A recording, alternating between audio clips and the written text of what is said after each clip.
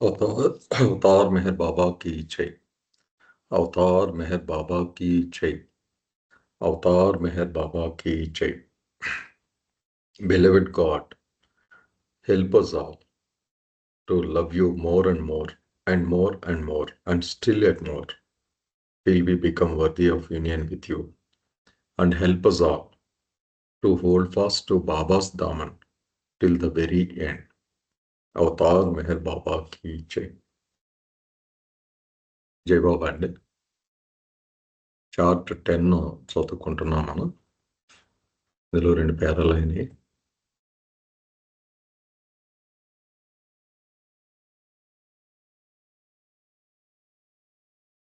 Chart కూడా నిన్న చూసాం. అవి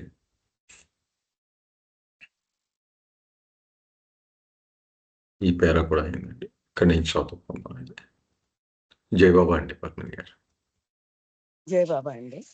వాయిస్ ఆడిబుల్ గానే ఉందా అండి? బాగానే ఉందమ్మా. ఓకే. జై బాబా అండి. నిన్న మనం సర్కిల్స్ లేదేంటి మనం 3 బాడీస్ 6 లేయర్స్ గురించి చదువుకున్నాం. హ్యూమన్ స్టేజ్ లో సోల్ కి కాన్షియస్నెస్ ఉంటుందా, కాన్షియస్నెస్ కి చుట్టూ 3 బాడీస్ 6 లేయర్స్ ఉన్నాయన్నమాట చదువుకున్నాం. ఇప్పుడు నెక్స్ట్కి వెళ్తున్నాం అండి.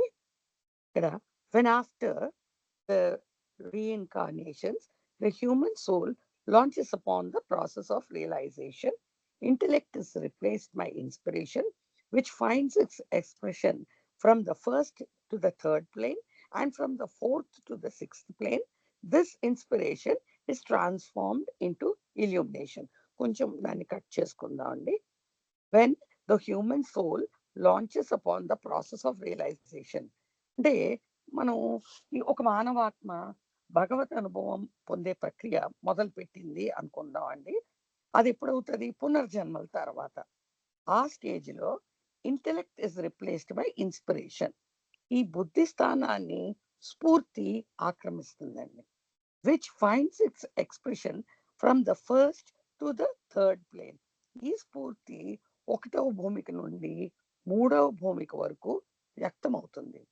And from the 4th to the 6th plane, this inspiration is transformed into illumination.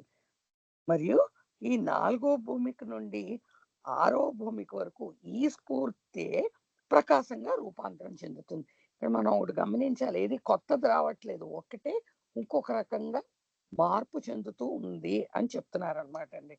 మనం ఏదైతే బుద్ధి అని చెప్పుకున్నా ఉందో అదేమో స్ఫూర్తిగా మారింది, స్ఫూర్తి ఏమో మళ్ళీనేమో ప్రకాశంగా మారింది. అది చెప్తున్నారు ఇక్కడ. మనం అది గమనించాలండి. పారాగ్రాఫ్ లో కొత్తది ఏమీ రావట్లేదు, అది అలా రూపాంతరం చెందుతూ వచ్చింది. జై బాబా అండి. కంటిన్యూ చేయండి చిన్న పారాగ్రాఫ్. జై బాబా. ఒకసారి ఏమైనా ప్రశ్నలు ఉన్నాయేమో చూద్దామండి.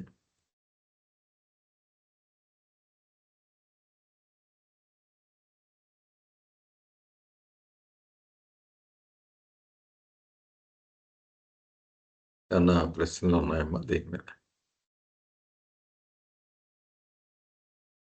సార్ ఆ డయాగ్రామ్ చూస్తే వాళ్ళకి నేను చదివిన పదాలు అక్కడ ఏమైనా ఐడియా వస్తుందేమో అండి.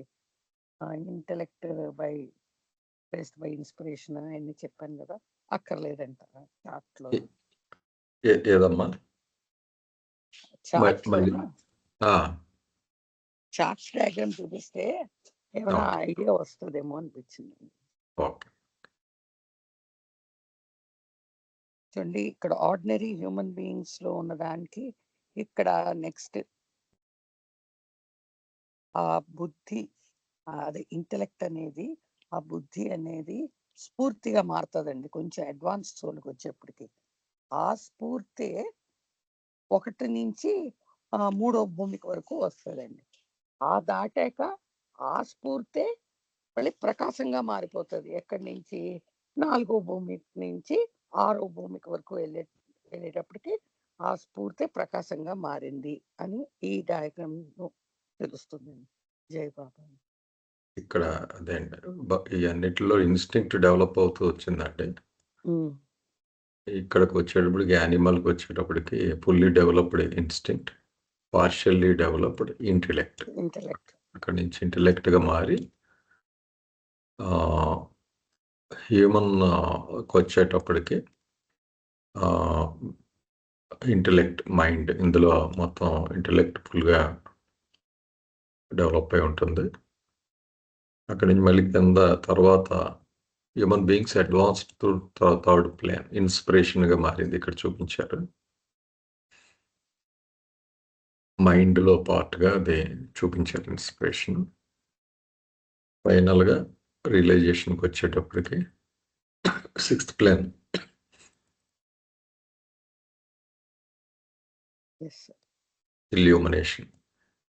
ఇల్యూమినేషన్గా చూపించారు.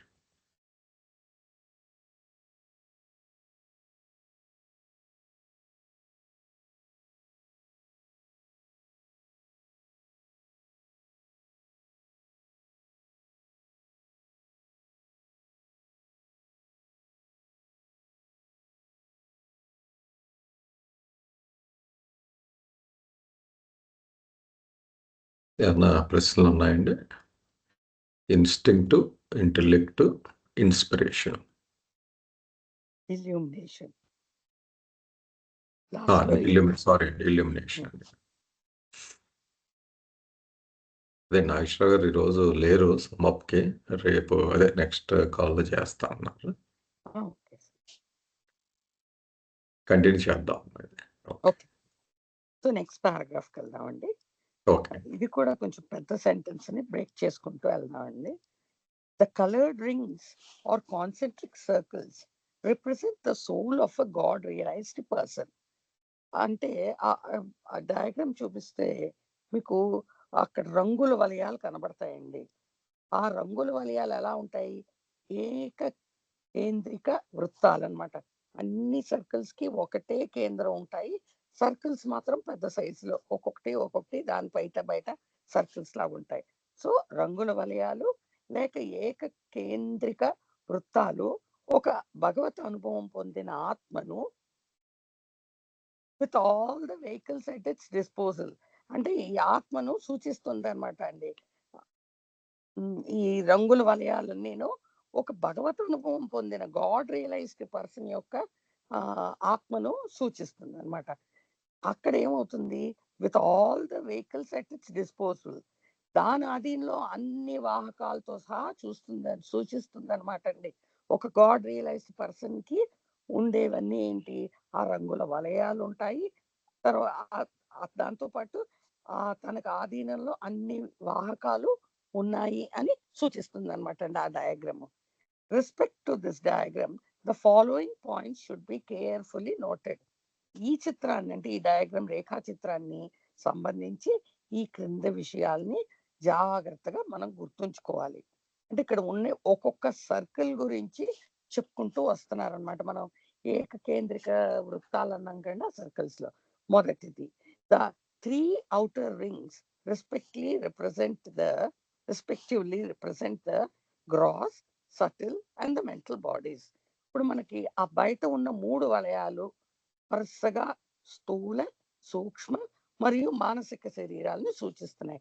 బయటది స్థూలం, దాని తర్వాత సూక్ష్మం, దాని తర్వాత మానసిక శరీరాలు అని సూచిస్తున్నాయి. We find all these bodies also in ordinary human beings.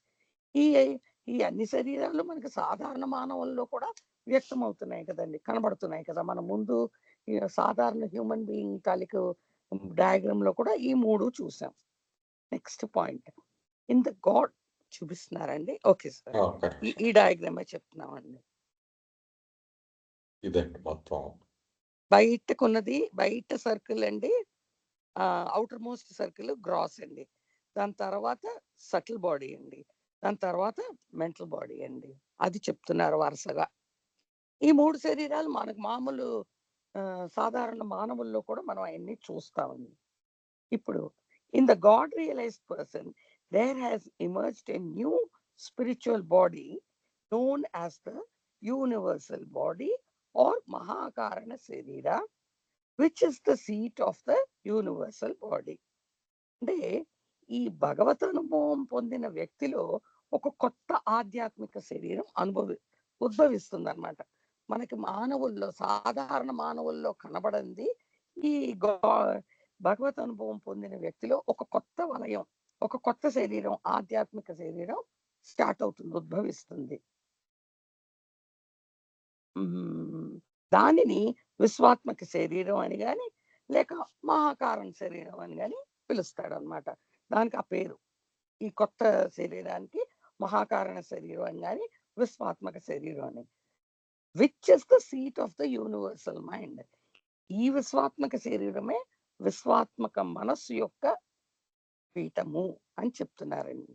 అంటే ఈ కొత్తగా ఉద్భవించిన శరీరం పేరు మహాకారణ శరీరం లేక విశ్వాత్మక శరీరం. ఈ విశ్వాత్మక శరీరమే విశ్వాత్మక మనస్సు యొక్క పీఠము అని చెప్పారు. దానికి ఇంకొంచెం సింప్లిఫై చేసి చెప్తున్నారు.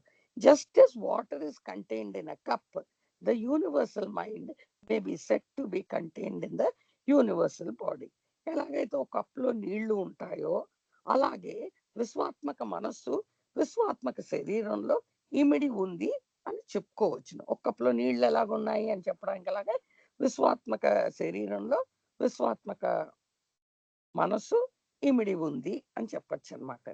Therefore, through the universal body and the universal mind are represented by two different circles. అందువలన విశ్వాత్మక శరీరము మరియు విశ్వాత్మక మనస్సు రెండు వేరు వేరు వృత్తాలుగా సూచించినప్పటికీ కూడా they are inseparable from each other. ఇవి రెండు ఒకదాని నుండి మరొకటి విడదీయలేనివి. అవి రెండు సర్కిల్స్ గా విడివిడిగా చూపించినప్పటికీ కూడా, రెండు వేరు వృత్తాలుగా చూపించినప్పటికీ కూడా అవి ఎప్పుడు కూడా ఒకదాని నుండి మరొకటి విడదీయలేనివి అని చెప్తున్నారు ఇక్కడ.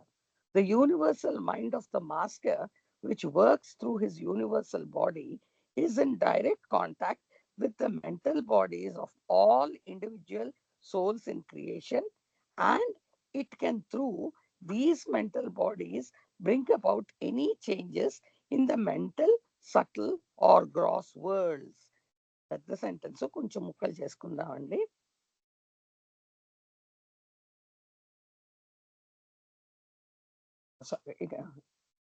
The universal mind of the master which works through his universal body.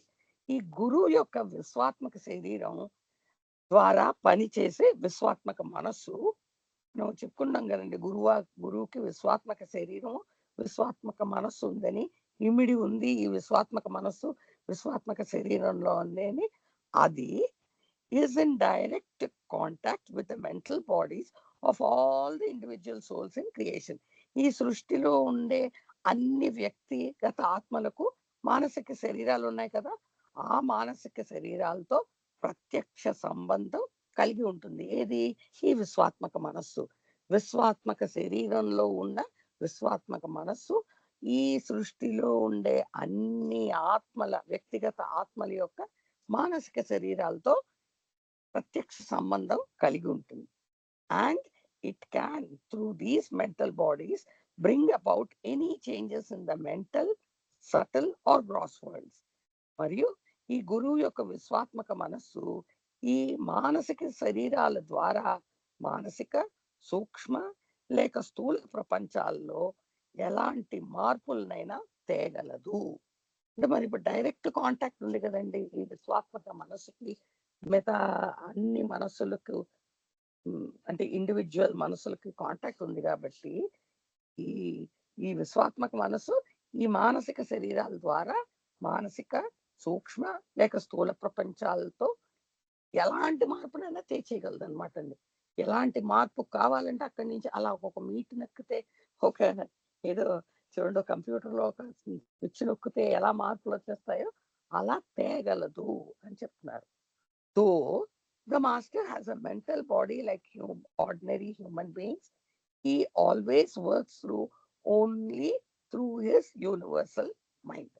గురువుకు సాధారణ మానవులకు ఉండే మానసిక శరీరం లాంటి మానసిక శరీరమే ఉన్నప్పటికీ కూడా ఆయన ఎల్లప్పుడూ అతను విశ్వాత్మక మనస్సు ద్వారానే పనిచేస్తాడు. సాధారణ మానవుల్లాగే ఉండి దానికి కూడా తనకు కూడా మానసిక శరీరం, కానీ అతను ఎప్పుడూ కూడా ఆ విశ్వాత్మక మనస్సు ద్వారానే పనిచేస్తాడు. ఎందుకంటే ఆ విశ్వాత్మక మనస్సే మిగతా అన్ని వ్యక్తిగత ఆత్మల యొక్క మానసిక శరీరాలతో కాంటాక్ట్ ఉంది కాబట్టి అతను ఎప్పుడు విశ్వాత్మక మనస్సు ద్వారానే పనిచేస్తాడు అని అర్థం. In the master's soul, the limited ego of the human stage is transmuted into the unlimited ego, that is, the feeling of separateness and narrow individuality is replaced by the realization of unlimited, indivisible, and all comprehensive existence. ఇది కొంచెం ముక్కలు ముక్కలు చేసుకుందాం అండి. In the master's soul, the limited ego of the human stage is transmuted into the unlimited ego. గురువు యొక్క ఆత్మలో మానవ దశ యొక్క పరిమిత అహం దైవీ అపరిమిత అహంగా రూప పరివర్తన చెందుతుందన్నమాట. మనం మామూలు మానవుల్లో అదే మామూలు మిగతా ఆత్మల్లోనూ ఎలా ఉంటది, పోనీ మానవ దశ యొక్క ఆత్మలోను ఆ పరిమిత అహం ఉంటది. అదే దైవీ దైవీ అపరిమిత అహంగా రూప పరివర్తన చెందుతుంది. ఎక్కడ? ఈ గురువు యొక్క ఆత్మలోనమాట. మామూలు మన మానవుల్లో ఉండే పరిమిత ఆత్మే అక్కడ దైవీ అపరిమిత ఆత్మగా రూపాంతరం చెందుతుంది. ఇదేమి కొత్తది ఎక్కడి నుంచి రాదు, అదే అలా మార్పు చెందుతుంది. That is the feeling of separateness and narrow individuality is replaced by the realization of unlimited, indivisible, and all comprehensive existence. అనగా వేరుపాటు భావము, సంకుచిత వ్యక్తిత్వము యొక్క స్థానమును అపరిమిత అవిభాజ్యము మరియు సర్వసమగ్రమైన అస్తిత్వము యొక్క అనుభవపూర్వకమైన జ్ఞానం ఆక్రమిస్తుంది. మనలాంటి సాధారణ హ్యూమన్ బీయింగ్స్ లో ఏముంటది? వేరుపాటు భావం ఉంటది, సంకుచిత వ్యక్తిత్వం ఉంటది. వాటి స్థానంలోకి ఆ గురువు యొక్క అదే ఫీలింగ్స్ ఎలాగుంటాయి? అపరిమితము, అవిభాజ్యము మరియు సర్వసమగ్రమైన అస్తిత్వము ఉంటాయి. వాటి వాటి అనుభవం అక్కడ ఉంటుంది అనమాట. ఆ ప్లేస్ ని ఆక్రమిస్తుంది అనమాట. ఆ మనలో ఉండే పరిమితత్వాన్ని అక్కడ అపరిమితత్వం ఆక్రమిస్తుంది అనమాట. మనలాగే అన్ని ఉంటాయి, కానీ ఆ ఫీలింగ్స్ అన్ని అలా మారుతాయి అనమాట అండి. The soul of the master is endowed with infinite consciousness, the infinite consciousness.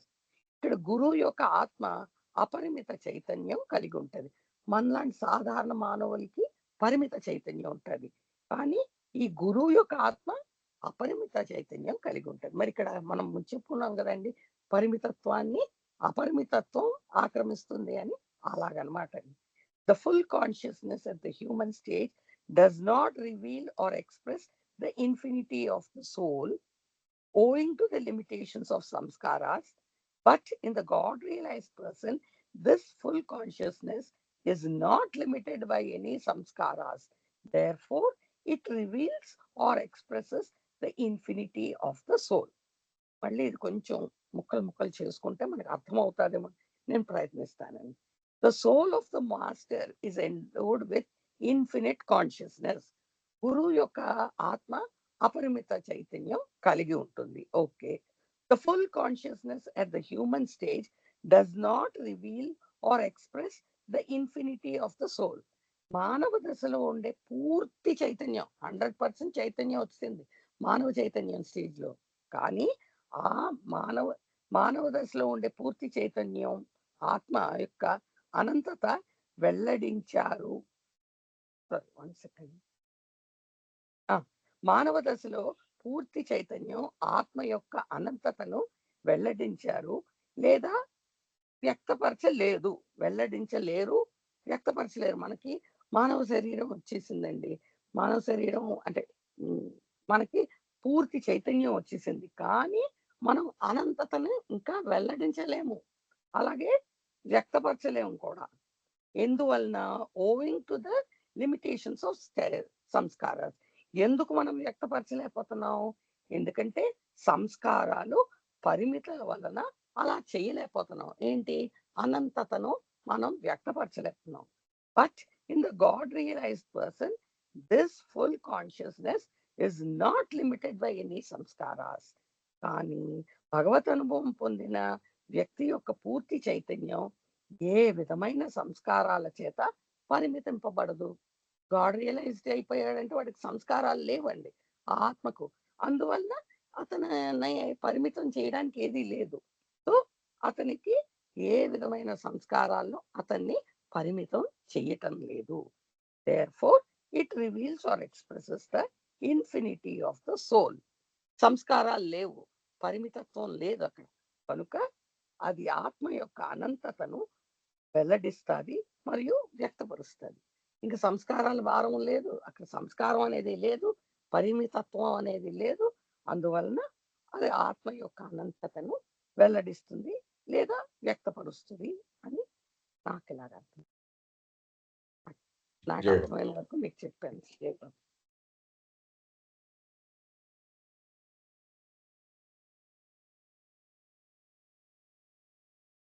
Sir chart చూపిస్తాను. ఇందాక గ్రాస్ బాడీ, సటిల్ బాడీ చూసామండి, మెంటల్ బాడీ, 3 లేయర్స్ ఇక్కడ మనకు ఉన్నట్టే సద్గురులు కూడా ఉంటాయని చెప్పారు. తర్వాత 2 విషయాలు చెప్పారు, యూనివర్సల్ బాడీ, యూనివర్సల్ మైండ్. 2 ఒక కంటైనర్లో ఉన్నట్టుగానే కలిపే ఉంటాయి. యూనివర్సల్ బాడీ, యూనివర్సల్ మైండ్, ఈ 2. తర్వాత అపరిమితమైన డివైన్ యుగో, దైవీ అహం ఉంటుంది. ఈ పాయింట్ అండి ఇక్కడ. దాని కింద అనంతమైన చైతన్యం. ఫుల్ కాన్షియస్నెస్ వేరండి, ఇన్ఫినైట్ కాన్షియస్నెస్ వేరు. ఆ డిఫరెన్స్ కూడా మనకి మానవుడిగా మనకి పూర్తి చైతన్యం వస్తుంది, కానీ ఈ అనంతతత్వం యొక్క కూడిన ఆ చైతన్యం ఉండదు. ఎందుకంటే సంస్కారాలు అడ్డుపడుతూ ఉంటాయి కనుక. మొత్తం మానవుడైన తర్వాత రీఇన్కార్నేషన్ ప్రాసెస్ అన్నిటిలో మనం వెళ్ళేది ఆ సంస్కారాలను తొలగించుకుని ఈ స్థితికి రావడానికి. చివరికి వచ్చే అవుట్కమ్ ఇది, అనంతమైన చైతన్యం. చెప్తూ universal body, universal mind mental వరల్డ్లో కనెక్ట్ అయ్యి అన్ని మనస్సులకి సృష్టిలో అన్నిటితో గురువు కనెక్ట్ అయ్యి వాటి ద్వారా పనిచేస్తారు అన్నారు.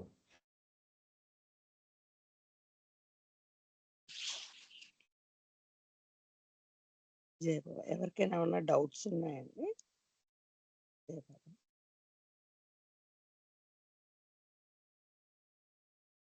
దాసు ఏమైనా జాయిన్ అయ్యారండి? దాసు ఉన్నారా కాల్లో? ఉన్నాడండి కాల్లో, లక్ష్మణ్ బెహ్రా. జాయిన్ అయ్యారా? లేదు లేదండి, సారీ నేను బాధం చూసాను. సారీ అండి, సారీ. ఓకే, ఇది క్లియర్గానే ఉందండి. అంటే అర్థం పెద్ద ఇదేం లేదు కానీ జీర్ణించుకోవడం అంటే ఎలా పనిచేస్తుంది అది. జయబాబా చెప్పండి. జయబాబా అండి, షిరీన్ నా వాయిస్ వినబడుతుందండి? షిరీన్ జయబాబా అండి. చెప్పనా? వినబడుతుందమ్మా. కొన్ని పాయింట్స్ ఉన్నాయండి. ఒకటి, ఆర్డినరీ హ్యూమన్ నుంచి థర్డ్ ప్లేన్ ట్రాన్స్ఫర్మేషన్ చూపించారు కదా.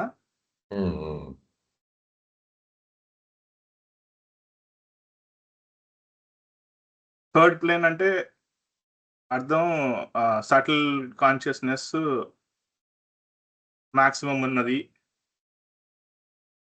ఆల్దో ఫోర్త్ థ్రెషోల్డ్ కాబట్టి థర్డ్ ప్లేన్లోని సటిల్ కాన్షియస్నెస్ మాక్సిమం ఉంది కాబట్టి అది రిప్రజెంట్ చేశారు. 6th mental consciousness, mental body consciousness. ఆ ట్రాన్స్ఫర్మేషన్ ప్రాసెస్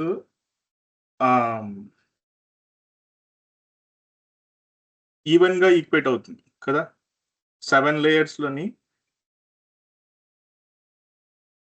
కాన్షియస్నెస్ చూస్తే అది మారట్లేదు, కాన్షియస్నెస్ సేమ్. నెక్స్ట్ లేయర్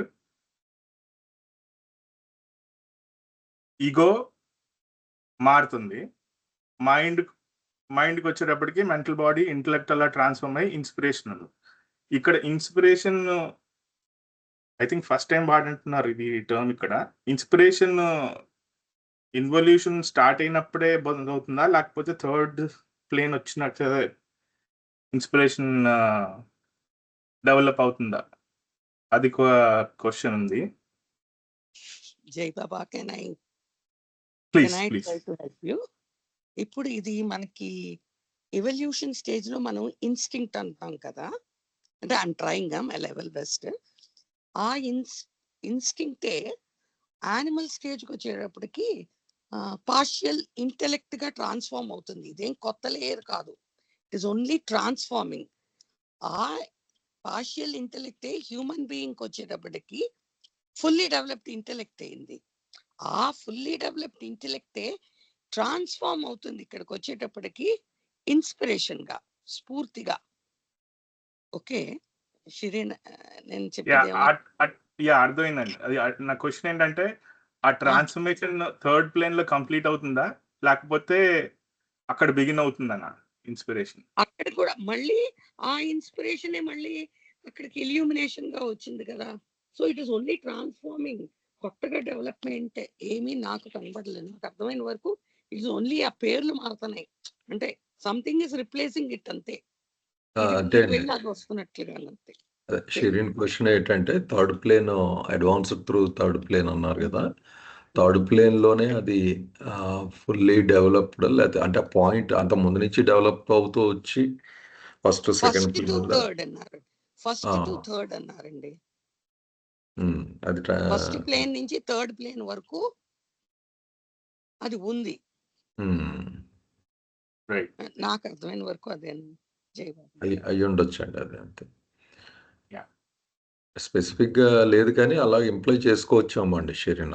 1, 2, 3లో ఏంటంటే అవి ఆల్రెడీ ట్రాన్స్ఫార్మ్ అవుతూ వచ్చిన ప్లేన్స్ కదా, ఎంతో కొంత ఇన్స్పిరేషన్ డెవలప్ అవుతూనే వస్తుంది. అంటే నేను జస్ట్ బై నేచర్ గెస్ చేస్తున్నాను. అది ఇన్స్పిరేషన్ థర్డ్కి వచ్చేటప్పటికి పీక్ స్టేజ్ వచ్చి correct. It may be like that. First plane నుంచి థర్డ్ ప్లేన్ కి అలా స్లో డెవలప్మెంట్ అయ్యి ఉండొచ్చు. రైట్. చెప్పండి సార్. అంటే ఇంకోటి కూడా అంటే నేను ఊహించుకునేదండి షరీర్, నార్మల్గా మనకి ఎక్స్ప్లెనేషన్స్కి ఈ బ్లాక్స్ కింద బాబా చెప్తారు కానీ అవి సడన్ ట్రాన్సిషన్స్ కింద ఉండకపోవచ్చు. స్లోగా తెలియకుండానే మారుతూ ఉంటాయి కదా, స్టెప్స్ కింద సడన్గా థర్డ్ ప్లేన్కి వచ్చేసాడు. అది బార్డర్స్ కూడా కొంచెం స్లోప్ కింద ఉంటాయి. 4-5 జన్మలకి 6-7 జన్మలకి ఓవర్లాప్స్ ఉంటాయి. కనుక మామూలుగా చూస్తే 3 స్టెప్స్ కింద ఏమి ఉండవు, 1, 2, 3 అని నేను ఊహించుకునేది నార్మల్గా. అది జస్ట్ ఈ ఓవరాల్ జన్మల్లో అవి తక్కువ జన్మలు ఉండొచ్చు ఆ ట్రాన్సిషన్ ఫేజ్లో, ఒక ఫేజ్ నుంచి ఇంకొక దానికి వెళ్ళేది, ప్లేన్ నుంచి ఒకటి. కానీ తెలియకుండానే అది ట్రాన్స్ఫార్మ్ అవుతూ ఉంటుంది అన్నమాట. నేను అనుకోవడం 1, 2, 3 నుంచి అలా డెవలప్ అవుతూ వచ్చి 3కి వచ్చేటప్పటికి ఫుల్గా మారుతుందేమో ఇన్స్పిరేషన్. అది సార్ ఇంకొకటి కూడా అనిపిస్తుంది పాయింట్, రైట్ ఆర్ నాట్. ఇక్కడికి వచ్చేటప్పటికి సంస్కారాలు కూడా ట్రాన్స్ఫర్మేషన్ అవుతూ ఉంటాయి కదండి. సటిల్ నెమ్మదిగా ఇంకొంచెం సటిల్ అయిపోతూ, ఫస్ట్ ప్లేన్ లో ఉండే సటిల్ సంస్కారాలు ఇంకా పలచపడిపోతూ వస్తుంది కదా థర్డ్ ప్లేన్ కి వచ్చేటప్పటికి. అవునండి, అవును. అది కూడా అక్కడ ఏమన్నా రోల్ ప్లే చేస్తూ ఉంటదేమో ఆ ఇన్స్పిరేషన్ పెరగడానికి అని నాకు అనిపిస్తుందండి.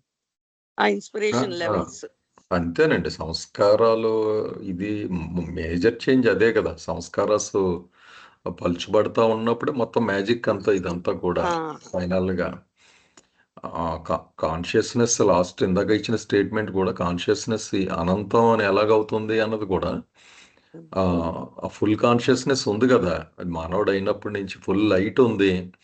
కానీ సంస్కారాలు మూసి ఉండడం వల్ల అవి ప్రొజెక్షన్ ఇబ్బంది వచ్చింది, ఇన్ఫినిటీ మీద పడటం లేదు అది. ఈ టైటిల్స్ చేంజ్ కూడా ఇన్స్పిరేషను, ఇంటెలెక్టు, ఇవన్నీ మీరు జాగ్రత్తగా చూస్తే నేను అనుకునేది ఇల్యూమినేషను జస్ట్ ఒరిజినాలిటీ మీద ఒక్కొక్క పొర లేసిపోయి కొలిది ఆ లోపల ఉన్నదే అది యాక్చువల్గా అనంతమైన తత్వం లోపల ఉంది కదా, జస్ట్ ఒక్కొక్క లేయర్ ఎగిరిపోయే కొలది ఆ రియాలిటీకి దగ్గర అయ్యే కొలది అది ఎక్స్పోజ్ అవుతూ ఉంటుంది అంతే కొత్తగా. అంటే మనకు చెప్పడానికి ఇటు నుంచి చూపించి డెవలప్మెంట్ కింద చూపిస్తారు కానీ అంతే కదా, మనకి మన పాయింట్ ఆఫ్ వ్యూలో ఒక ఏదో గ్రోత్ వస్తున్నట్టు, చేంజ్ వస్తున్నట్టు, కానీ లోపల ఉన్నది ఎక్స్పోజ్ అవుతూ ఉంటుంది అంతే, ఆల్రెడీ ఉన్నది. ఒక్కొక్క పొర ఒలిచేస్తుంటే న్యాచురల్గా లోపల ఉన్న అనంతత్వం, ఆ ట్రూత్, ఆ ట్రాన్స్ఫర్మేషన్గానే మనం ఊహించుకోవచ్చాము అది. షిరీన్ ఇంకేదో అడుగుతుంటే నేను అబ్స్ట్రక్ట్ చేశాను. లేదు లేదు, అంతే అంతే అండి.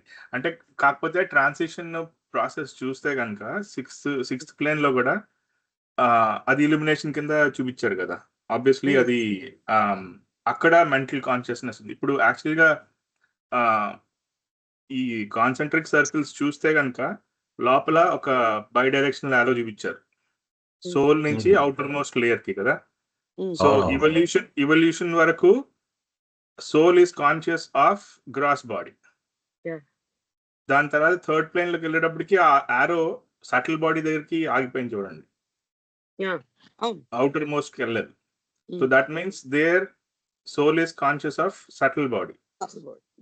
నెక్స్ట్ సిక్స్త్ ప్లేన్ లోకి వచ్చేటప్పటికి soul is conscious of mental body. Okay okay, మీరు బాగానే అబ్జర్వ్ ఫోకస్ చేశారు. చూపించారు, ఆ ఫోకస్ ఎక్కడ ఉంది అనేది చూపించారు. బాగుంది అది. అవును, ఆ టూ వే యారో చూపించారు. Two way arrow.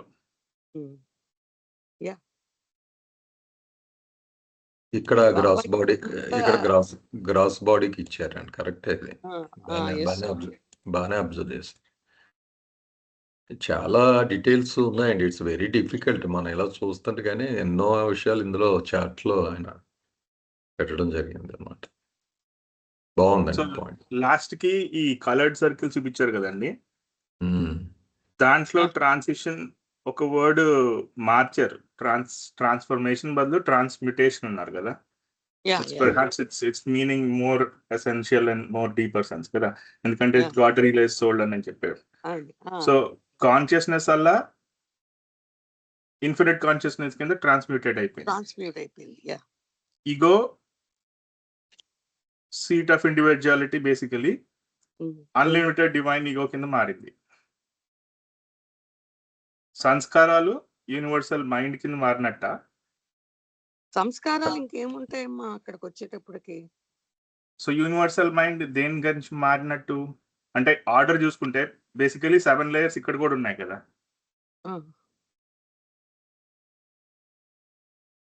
అంటే వాళ్ళకు ఇంకొక బాడీ ఉంది అని చెప్పుకున్నాం కదా, universal body.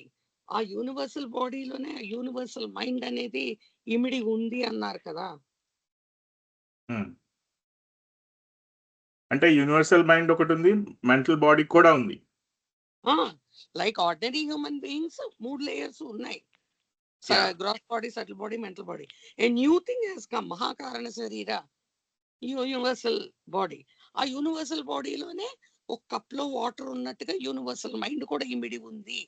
They are inseparable అన్నారు కదా. రైట్. సో ఆ universal mind is basically previous chat చూస్తే that is what is connecting to each and every soul. That is how this God realized soul is actually aware of whatever is happening in each mind. It has the control over all the souls in the creation. Ante kada? Right. And universal body is supporting that universal mind annar kada. Yeah. First time Shireen words alla voice అంటే same కళ్యాణ modulation ఉంది మీకు, నేను అదే confuse అవుతా. Good to hear. అది ఇది Shirin just universal mind అనేది మనకంటే డిస్క్రిప్షన్ పాయింట్ ఆఫ్ వ్యూలో అంటే నిన్న జస్ట్ నేను చాట్ జీపీటీని అడిగాను నిన్న చూస్తూ, అసలు యూనివర్సల్ మైండ్ ఎలా ఉంటుంది, ఎలా కనెక్ట్ అంటే సెపరేట్ లేయర్ కింద ఇక్కడ చూపించిన ఇట్స్ మోర్ నెట్ కనెక్టివిటీ అంతే. ఉన్న ప్రపంచంలో అంటే నేను జస్ట్ చాట్ జీపీటీని బాబా లిటరేచర్ పాయింట్ ఆఫ్ వ్యూలో యూనివర్సల్ మైండ్ ఎలా ఉంటుంది అంటే ఎవ్రీథింగ్ ఎవరి జీవరాశికి కనెక్ట్ అయిపోయి ఉంటుంది కనుక ఇట్స్ ఫీల్ మైండ్ లెవెల్లో as if like its own separate body లాగా ఏమి ఉండదు కదా. అసలు రివర్స్లో చూస్తే వన్ పాయింట్ ఆఫ్ వ్యూలో యూనివర్సల్ బాడీయే ఉంటుంది, అందులో ఇండివిజువల్స్ మరి తన ఇండివిజువాలిటీ ఫీల్ అవుతారు కనుక వేరేగా ఉంటుంది. కానీ అలా కూడా చూడొచ్చు. అంటే ఇప్పుడు సపోజ్ హ్యూమన్ బీయింగ్గా నా శరీరం ఉంది, అందులో సెల్స్ ఉన్నాయి, సెల్స్కి ఇండివిజువాలిటీ ఉంది, దేనికది తను చాలా ఇండిపెండెంట్ అది అని ఊహించుకుంటుంది. కాన్షియస్నెస్ లేదు, తనంతా ఒక బాడీలో పార్ట్ అని అదే. తర్వాత ఈ అవగాహన వచ్చేటప్పటికి, ఈ స్థితికి వచ్చేటప్పటికి నేను బాడీని, నాలో ఈ సెల్స్ అన్నీ ఉన్నాయి, అన్నీ నావే, ఈ చేతికున్న సెల్స్, కాళ్ళకున్న సెల్స్ అంతా కూడా నేనే అనే అవగాహన పెర్స్పెక్టివ్గా ఉంటుంది అన్నదన్నమాట. అంటే ఆ స్థితి ఒక మొత్తం ఈ సృష్టి అంతా కూడా ఒక యూనివర్సల్ బాడీగా, అందులో అన్ని మైండ్స్ కలిపి ఉన్నది యూనివర్సల్ మైండ్గా ఉంటుంది అన్నదన్నమాట. అందుకే మీరు అడిగిన ప్రశ్నకి మెంటల్ బాడీ ఉంది, మళ్ళీ రెండు దేన్ని రిప్లేస్ చేసినాయి అంటే ఆల్రెడీ జస్ట్ కనెక్టివిటీ అనుకుంటున్నాను, నెట్వర్కింగ్ అంతే. అవగాహన బేసికల్లీ ఆల్రెడీ కనెక్టెడ్ నేను అన్న. అంటే నేను క్లియర్గా ఎక్స్ప్లెయిన్ చేస్తున్నాను లేదు తెలీదు. లేదు అర్థమైందండి. అంటే ఇక్కడ నాకు డౌట్ ఎక్కడ వచ్చిందంటే, ఇప్పుడు హ్యూమన్ బాడీలోని human body advance through third plane లోని ఇప్పుడు చూస్తే కనుక మీరు మైండ్, ఈగో అని రెండు చూపించారు కదా, దానికి ఒక ఫ్లవర్ బ్రాకెట్ చూపించి దానికి each mind is mental body and intellect, ego is sanskaras and seat of individuality. So ఆ విధంగా చూసుకుంటే ఈగో వల్ల అన్లిమిటెడ్ డివైన్ ఈగో కింద ట్రాన్స్మిటెడ్ అయింది. సో మిగిలింది ఏంటి? సంస్కారాలు. అక్కడ సంస్కారాలు రాలిపోయాయి కాబట్టి is that becoming universal mind. అంతే, యూనివర్సల్ మైండ్ కమ్ బాడీ అంతే, రెండు. ఇది ఈ లేయరే కదా వచ్చింది ఆ ప్లేస్ లో. యూనివర్సల్ బాడీ అంటే మళ్ళీ ఇల్యూమినేషన్ కింద వస్తుందేమో. Illumination is transmutating into universal body.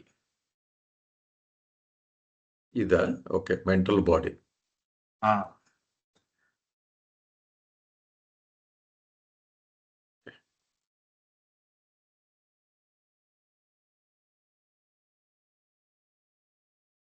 అది అంతకుముందు మెంటల్ బాడీ ఇక్కడ ఉంది, మెంటల్ బాడీ ఇల్యూమినేషను. అదే నేను ఇందాక అన్నట్టు అదేలేండి, మనం ఇట్స్ మ్యాటర్ ఆఫ్ కనెక్టివిటీ, అంతే, కొత్తది ఏం కాదు అది. ఆల్రెడీ ఇల్యూమినేషన్ ఎప్పుడైతే ట్రాన్స్ఫార్మ్ అయిందో జస్ట్ రియలైజేషనే కదా అది. సడన్ గా I am the universal mind అది అన్నది అలా తీసుకుంటాం. నెక్స్ట్ లో ఒకవేళ డీటెయిల్స్ అడుగుదాం నాగేశ్వర గారిని. ఇంకొకటి అనిపిస్తుంది రాజుగారు అండి, నాకు ఇక్కడ గాడ్ రియలైజ్డ్ పర్సన్ అని డయాగ్రామ్ ఇచ్చారు కదా, it may not be ordinary God realised person కాకుండా మొత్తం సద్గురు యొక్క బొమ్మ ఇచ్చినారేమో అనిపించింది కదండి.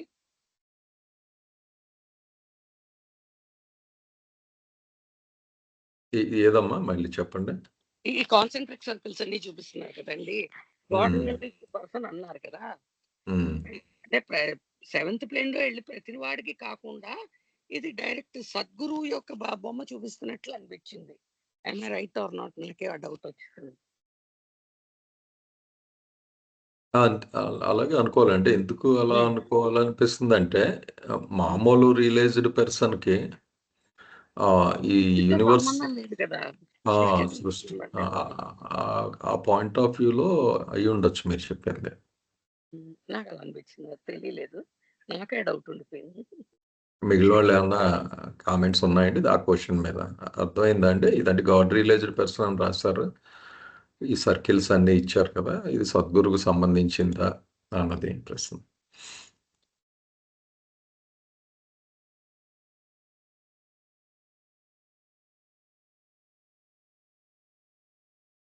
ఓకే, అయిపోయింది కదమ్మా మీది? ఎస్ సార్, అయిపోయింది సార్. ఓకే ఓకే, ఏమన్నా క్వశ్చన్స్ ఉంటే కూడా నోట్ చేసి పెట్టుకోండి, మళ్ళీ మనం నెక్స్ట్ సాటర్డే డిస్కస్ చేద్దామండి. నెక్స్ట్ ఇది టాపిక్ అయిపోయిందండి, డివైన్ థీము. మళ్ళీ రీట్రేట్ చేస్తున్నాను. మామూలుగా బాబా మెడిటేషను ఈ చాప్టర్స్ చెప్పేటప్పుడు దీన్ని రిఫరెన్స్ కింద వాడతారు, divine థీమ్ని.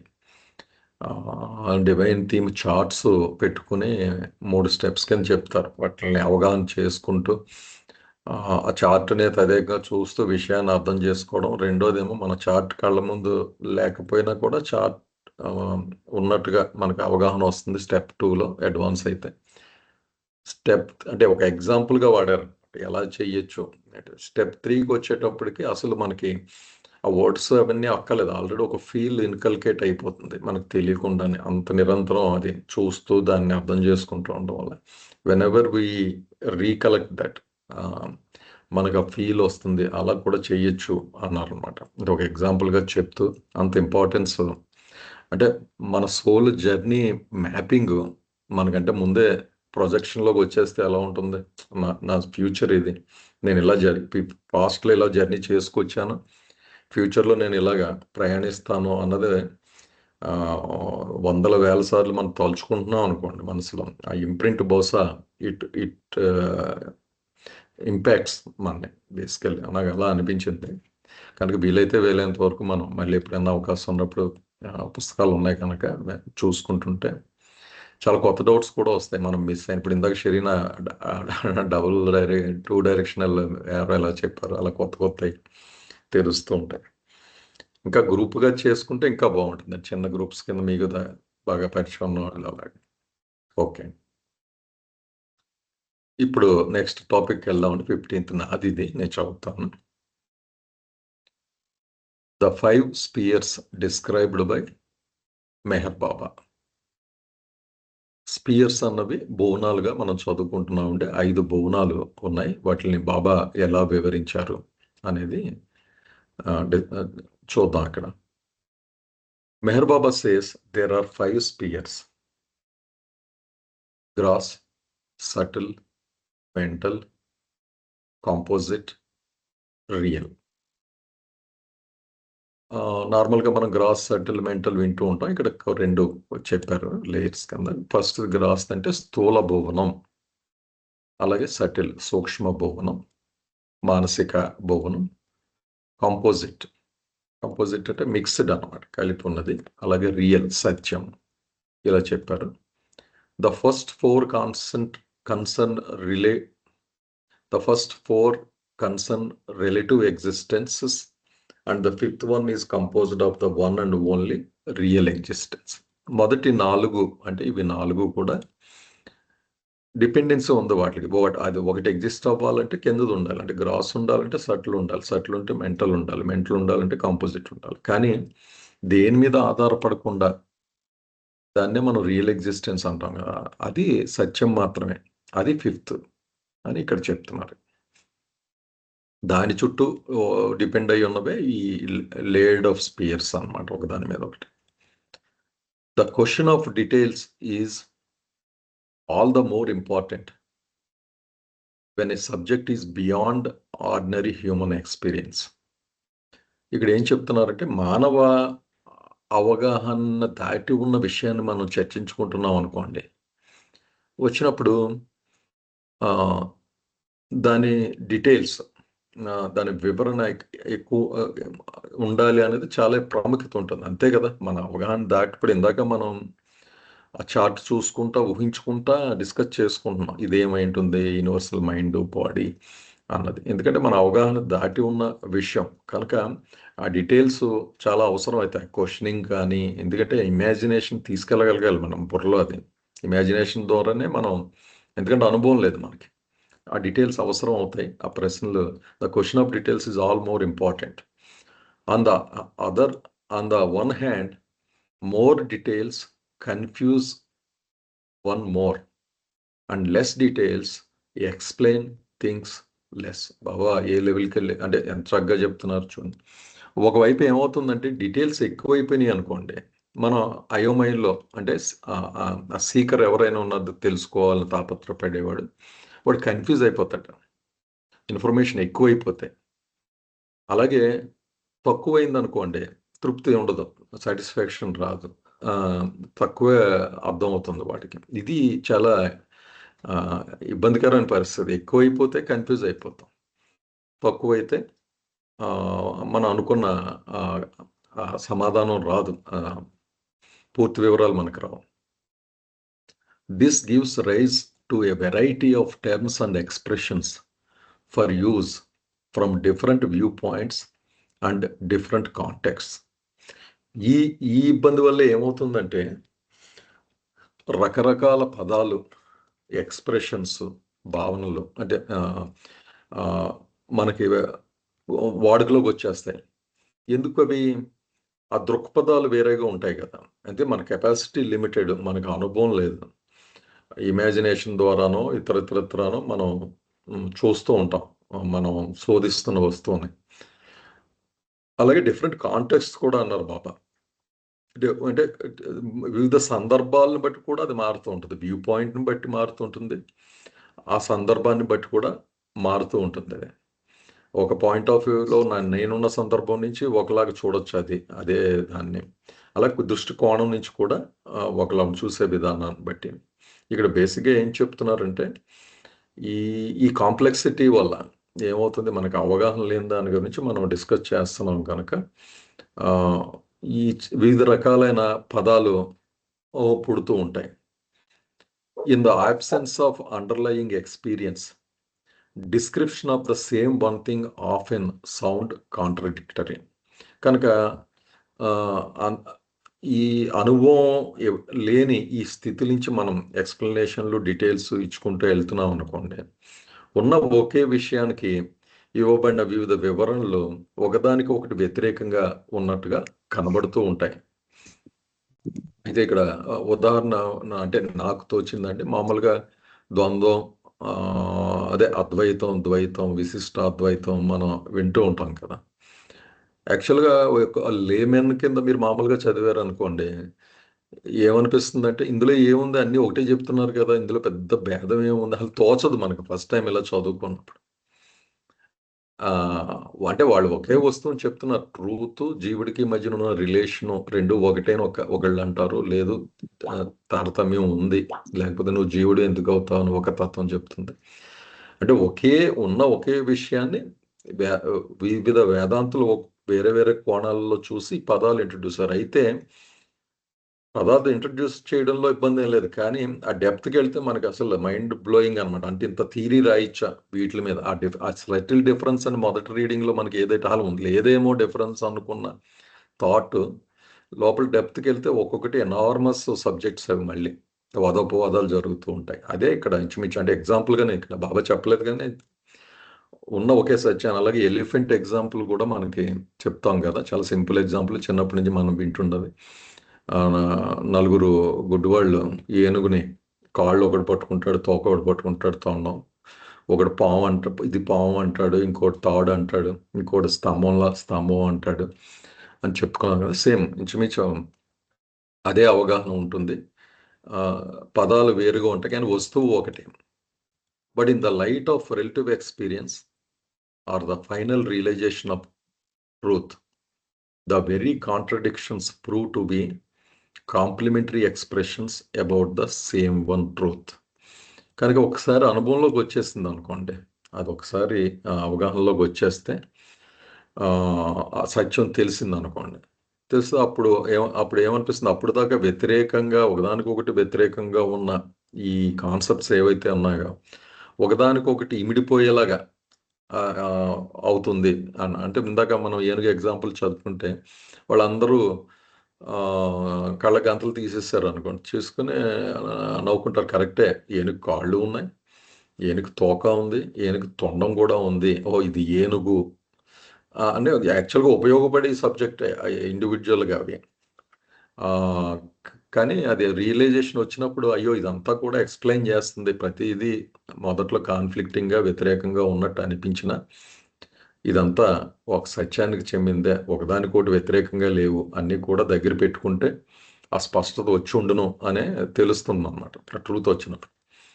The facts and the facts of facts underlying the 5 spheres will bear this out. ఇదంతా ఎందుకు చెప్తున్నారు బాబు సడన్గా ఈ స్పియర్స్లో?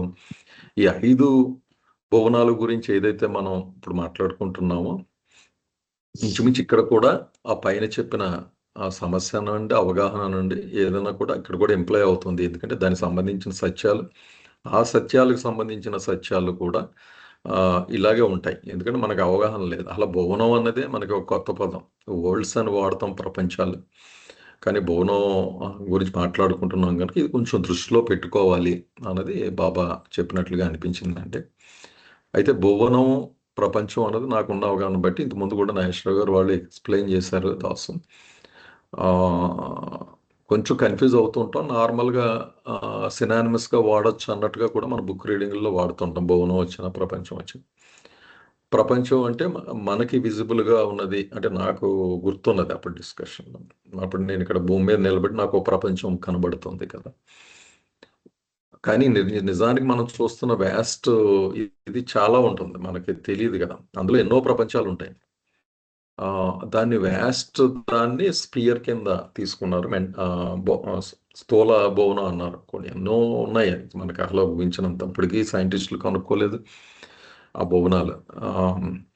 అందులో ఎన్నో ప్రపంచాలు ఉన్నాయి. మళ్ళీ మనకి ఒక పాయింట్ ఆఫ్ రిఫరెన్స్ తీసుకుంటే చుట్టూ వాళ్ళ అవగాహనకి లిమిట్ అయినదిగా. దాన్ని కింద డీటెయిల్డ్గా ఈ ప్రపంచాల గురించి అది కూడా బాబా నెక్స్ట్ పేరాగ్రాఫ్లో ఎక్స్ప్లెయిన్ చేశారు. ఇక్కడ ఆపుదామండి. ఒక్కసారి దీని మీద ఏమన్నా ప్రశ్నలు ఉంటే డిస్కస్ చేద్దాం.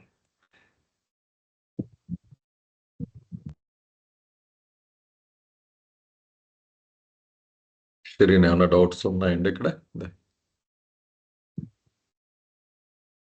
లేదండి. మిగిలిన వాళ్ళు ఏమన్నా? ఓకే. చాలా ఇంట్రెస్టింగ్ విషయాలు చెప్పారండి బాబాయ్. యాక్చువల్గా ఎర్త్ గురించి అంటే ఒక్కోసారి అన్ఇమేజినబుల్. ఎందుకంటే ఇంత ఓవరాల్ సృష్టిలో ఎర్త్ నథింగ్ యాక్చువల్గా. అందులో కూడా ఒక స్టార్ కూడా కాదు అది. ఆ స్టార్లో ప్లానెట్స్లో మళ్ళీ ఒక మధ్యస్థమైన ప్లానెట్, అది చాలా చిన్నది. ఎందుకు అంత ఇంపార్టెన్స్ ఎప్పుడు చెప్తుంటారు ఇదివరకు తత్వాల్లోని బాబా కూడా అన్నది ఎప్పుడు చాలా ఇంట్రెస్టింగ్ క్వశ్చనే. కొన్ని డీటెయిల్స్ ఇక్కడ చెప్పారు బాబా. అసలు ఏమంటారంటే first the gross sphere, although entirely depending for its existence on the subtle, is distinctly different in very many respects from the subtle. మొదటిగా ఈ స్థూల భువనాన్ని తీసుకున్నారు బాబా. దాని గురించి ఏం చెప్తున్నారంటే అది ఉండాలి అంటే సటిల్ స్పియర్ ఉండాలి. అది మనం ముందే చెప్పుకున్నాం. సటిల్ లేకుండా స్థూలం ఉండదు. అది ఉంటుంది. కానీ ఈ రెండిటికి చాలా వైరుధ్యాలు ఉన్నాయి. చాలా యాంగిల్స్లో ఇవి రెండు చాలా డిఫరెంట్ అని చెప్పారు.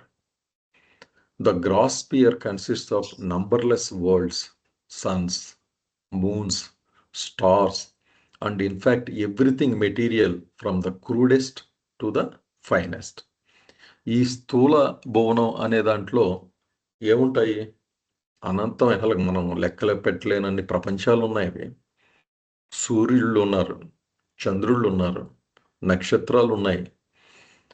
అంటే మనం స్థూలం అని ఏదైతే చెప్పుకుంటామో క్రూడెస్ట్ మెటీరియల్ దగ్గర నుంచి ఫైనెస్ట్ అంటే చాలా మృదువుగా ఉండే అంటే మెటీరియల్ అనే సోకాల్డ్ ఆ బ్యాండ్ విడ్త్ ఏదైతే ఉందో అన్నీ ఉంటాయి ఇందులో. కనుక అందులో లెక్క పెట్టలేని ప్రపంచాలు ఉన్నాయి, సూర్యుళ్ళు ఉన్నారు, చంద్రుళ్ళు ఉన్నారు, నక్షత్రాలు ఉన్నాయి, ఇంకా వ్యాస్ట్ అనమాట. Some of the worlds in the gross sphere contain minerals and vegetation only. ఇందులో చాలా ప్రపంచాలు, లెక్క పెట్టలేని ప్రపంచాలు ఈ స్థూల భువనంలో ఉంటాయని చెప్పారు కదా. అందులో కొన్ని ప్రపంచాల్లో ఈ స్థూల భువనంలో కొన్ని ప్రపంచాలు మినరల్స్, వెజిటేషన్ ఉంటాయట. అంటే వృక్షజాతి అలాగే లోహజాతి ఉంటాయి. Some others contain countless embodied beings also. మరికొద్ది వాటిల్లో దేహధారి అయిన జీవులు ఉంటాయి, చాలా ఉంటాయి అక్కడ కూడా. In some there are included human beings. అందులో కొద్ది వాటిల్లో మానవులు కూడా ఉన్నారు. అంటే మనం ఎవల్యూషన్ చార్ట్ని గుర్తుపెట్టుకుంటే దాన్ని రెఫరెన్స్గా తీసుకుంటే మానవులు, కొన్నాటిలో మానవులు కూడా ఉన్నారు, కొన్నాటిలో కేవలం లోహాలు, వెజిటేషన్ వరకు ఉన్నాయి, కొన్నాటిలో మిగిలిన జీవులు, దేహధారి అనే జీవులు ఉన్నాయి అని చెప్తున్నారు. The point of prime importance in the gross sphere is our world. అయితే వీటన్నిటికన్నా మనం ప్రాముఖ్యత ఇచ్చి మనం కొంచెం డిస్కస్ చేయాల్సింది ఈ స్థూల భవనంలో ఉన్న మన ప్రపంచం, అంటే ఎర్త్, ఈ భూమి గురించి మనం కొంచెం చెప్పుకోవాలి ఇక్కడ. Here amongst all other beings who are conscious in greater or lesser degree of the gross, man with his full consciousness is superior to all other beings of all gross worlds. ఇక్కడ ఉన్న విషయం ఏంటంటే భూమి మీద ఇక్కడ చాలా జీవులు ఉన్నాయి కదా, ఇక్కడ భూమి మీద కూడా ఆ కాన్షియస్నెస్ వేరియేషన్ ఉంది. Who are conscious in greater or lesser degree of the gross. కానీ మనిషికి పూర్తి కాన్షియస్నెస్ వచ్చేసింది. Is superior to all other beings of all gross worlds. Man with his full consciousness is superior to all other beings of all gross worlds. అక్కడ wording చూడండి. ఇక్కడ భూమి మీద reference గా చెప్తున్నారు కనుక ఇక్కడ పూర్తి చైతన్యం ధరించిన మానవుడు ఉన్నాడు కదా, అంటే మనం బేసికలీ ఈ superior to all other beings of all gross worlds. మిగిలిన ఈ గ్రాస్ పియర్లో మిగిలిన గ్రాస్ వరల్డ్స్ ఉన్నాయి కదా, స్థూల ప్రపంచాలు, అక్కడ ఉన్న అన్ని జీవుల కంటే కూడా ఈ సుపీరియర్ అనమాట, విచ్ ఈస్ అస్ యాక్చువల్లీ మనం. But until man here awakens to the subtle, his full consciousness remains fully occupied with the gross, even when he reads and thinks of spiritual subjects such as the one discussed here. కనుక ఇక్కడ కానీ అతను అంత superior అయినప్పటికీ మనిషి ఈ మేల్కొని మళ్ళీ సూక్ష్మ ఆ స్థితికి వెళ్ళే వరకు కూడా అన్ఫార్చునేట్లీ ఏమవుతుందంటే ఈ కాన్షియస్నెస్ ఫుల్గా డెవలప్ అయి ఉన్నా కూడా అది ప్రొజెక్షన్ రాంగ్ ప్రొజెక్షన్ అయి ఉంటుంది కనుక, ఈ స్థూలం మీద పడి ఉంటుంది కనుక అతనికి ఇబ్బంది ఉంది. అంటే బేసికల్లీ లోపలికి లేదు కనుక, ఆ సటిల్కి వెళ్ళలేదు కనుక. Even when he reads and thinks of spiritual subjects such as the one discussed here. ఇక్కడ ఏం చెప్తున్నారంటే ఇప్పుడు మనం ఎలా చదువుకుంటున్నాం, God speaks one of the finest అని నమ్ముతున్నాం, బాబా ఇచ్చింది, బాబా చెప్పారు, చదువుకుంటున్నాం. మన ఇమాజినేషన్ ద్వారానే ఇందాక ఏనుగు కథలాగా ఊహించుకుంటా ఎవరి స్థాయిలో వాళ్ళు మనం ఊహించుకుంటూ వెళ్తున్నాం కదా. అదే ఇబ్బంది ఇక్కడ ఉంటుంది. ఎందుకంటే మనకి పూర్తిగా కాన్షియస్నెస్ లోపలికి వెళ్ళలేదు, బయట స్థూలం మీద ఉంది ఈ వస్తువులు. ఏ ఎగ్జాంపుల్ ఇచ్చుకున్నా కూడా మన స్థూల వస్తువుల ద్వారా చెప్పుకుంటాం. అందుకే ఏనుగు ఎగ్జాంపుల్ చెప్పుకుంటాం. పెద్దవాళ్ళు ఆ భూమి మీద దిగి వచ్చిన గురువులు వాళ్ళు కూడా మనకి ఆ కథల కిందే చెప్తారు, లేకపోతే మనకు అవగాహన కాదు కనుక. ఇక్కడ మనం కూడా అదే చేస్తున్నాం. Even when he reads things of spiritual subjects such as the one discussed here. కనుక మనకి గ్రాస్ రిలేటెడ్గానే అవగాహన చేసుకోవడానికి ప్రయత్నిస్తాం. యాక్చువల్గా సబ్జెక్టు గ్రాస్ కాదు, యాక్చువల్గా truth is different totally. It's feel related totally. లోపల అంటే ఒరిజినల్గా అదే, మన ఊహ వేరే ప్రొజెక్ట్ అయ్యి ఉంది కనుక మనకి అది లోపల అనుకుంటాం. కానీ అది ఆ డిఫికల్టీ చెప్తున్నారు బేసిక్గా ఇక్కడ. మనం స్థూలం వైపు ప్రొజెక్ట్ అయ్యి ఉన్నాం కనుక ఆ సత్యం లో ఇబ్బందులు ఉంటాయి ఇవన్నీ అని. ఈ ఫర్దర్ నెక్స్ట్ పేరాల్లో ఎర్త్లో కూడా ఎందుకంత సుపీరియారిటీ, అంటే సుపీరియర్గా ఉంటాము అన్నదానికి చెప్పారు. ఇక్కడ ఆపుదాం, క్వశ్చన్స్ డిస్కస్ చేద్దాం.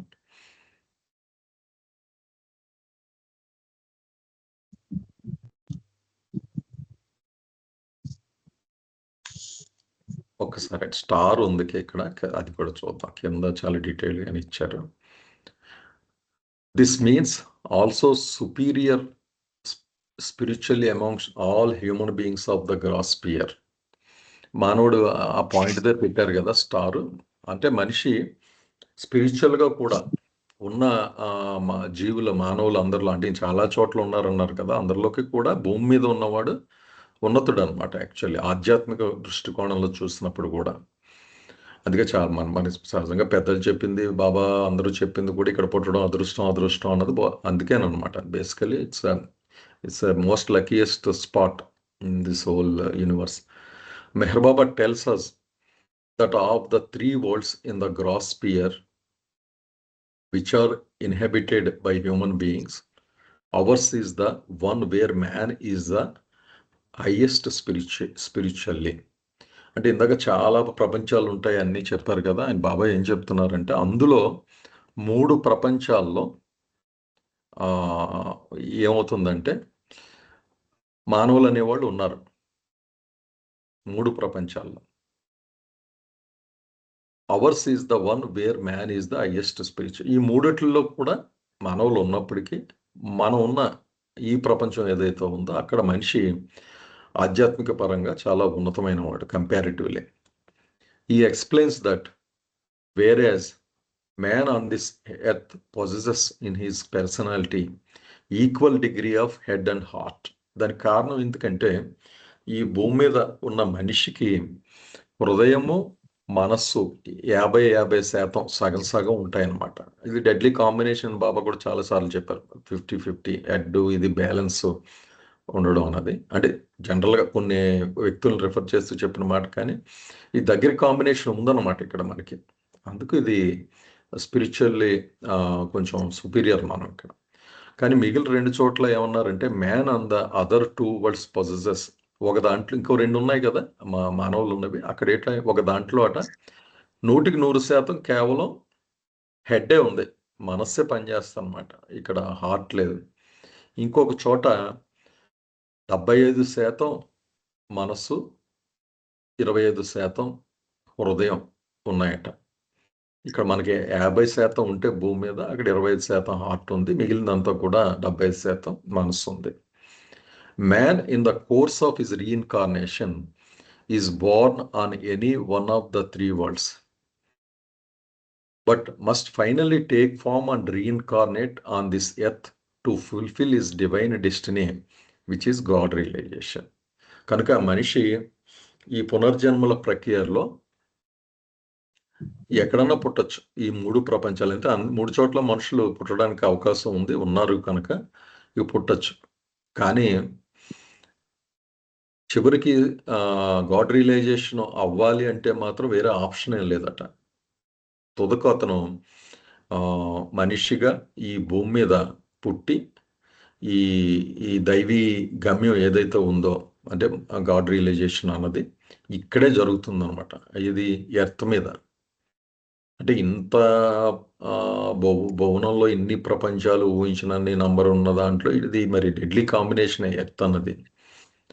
In the gross sphere, the earth is the last and nearest stepping stone to the path.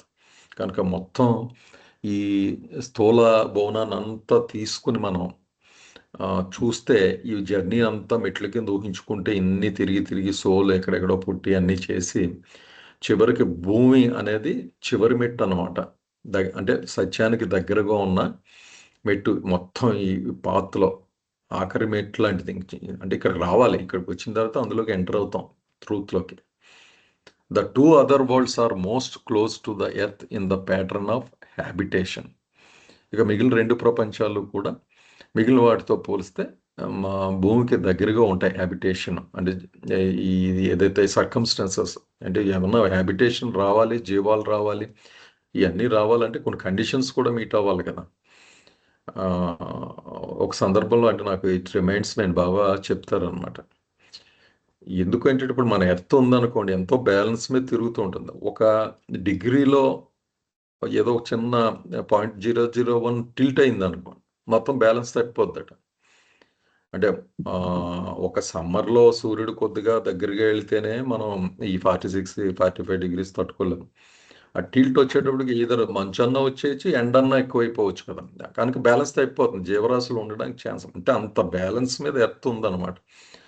అలా రేర్గా కొన్నాటిల్లోనే ఆ హెబిటేషన్, ఆ జీవాలు ఉండడానికి సరిపడే ఎన్విరాన్మెంట్ ఉంటుంది. అంటే ఆ కాంబినేషన్ అనమాట. ఇప్పుడు ప్రస్తుతం ఎర్త్ ఉంది. ఇంకో సందర్భంలో నాకు గుర్తుందండి, బహుశా నాగేశ్వరరావు గారు ఎవరు చెప్పింది, ఇది మారుతూ ఉంటుందంట ఎర్త్ అని. ఇప్పుడు ఎర్త్ ఉంది కదా, కొన్ని నెలల తర్వాత ఎర్త్ మీద హ్యాబిటేషన్ కండిషన్స్ వల్ల పోవచ్చు, ఇంకో చోట షిఫ్ట్ అవుతుంది అనమాట. ఈ షో అంతా కూడా ఇంకో గ్రహం మీదకి, అక్కడ కండ్యూసివ్గా అవుతాయి సిచ్యువేషన్స్. అక్కడ వాటర్ ఉండి అన్ని పరిస్థితులు అక్కడ వస్తాయి. అలా చెప్తూ ఒకసారి మూన్ కూడా ఒకప్పుడు ఎర్త్ పాత్ర పోషించింది, ఇప్పుడు డెడ్ అన్నట్టుగా చెప్పారు బాబా. ఇది స్టాటిక్ కాదనమాట. ప్రస్తుతం భూమి, మనం ఉన్న భూమి కండ్యూసివ్ ఇలాగా ఈ అద్భుతమైన అడ్వాన్స్డ్ స్థితిని పొందడానికి. All together there are 18,000 worlds with life, but these 2 worlds and the earth are akin to one another in the pattern of human life. ఇలాంటివి ఈ ప్రపంచాలు మొత్తం, అంటే ప్రపంచాలు ఆల్ టుగెదర్ దేర్ ఆర్ 18,000 18,000 ప్రపంచాల్లో జీవం ఉంది. మిగిలిన చోట జీవం లేదు, కానీ కౌంట్లెస్ అని చెప్పారు కదా, అందులో 18,000లో జీవం అంటే it could be any form. ఒక బ్యాక్టీరియా కావచ్చు, ఒక గడ్డి పరక కావచ్చు, అలా ఉన్నది. అందులో మళ్ళీ 3 ప్రపంచాల్లోనే మానవులు ఉన్నారన్నారు కదా. But these 2 worlds and the earth, ఈ 3 భూమి, ఆ 2 ప్రపంచాలు హ్యూమన్ లైఫ్కి సంబంధించిన ప్యాటర్న్కి దగ్గరగా ఉన్నాయి అనేది ఇక్కడ చెప్పారండి. ఇది చాలా ఇంట్రెస్టింగ్ విషయాలు బాబాయ్ ఇక్కడ చెప్పింది. నేను ఒక్కసారి వెనక్కి వెళ్తున్నానండి. ఓకే, డిస్కస్ చేద్దాము.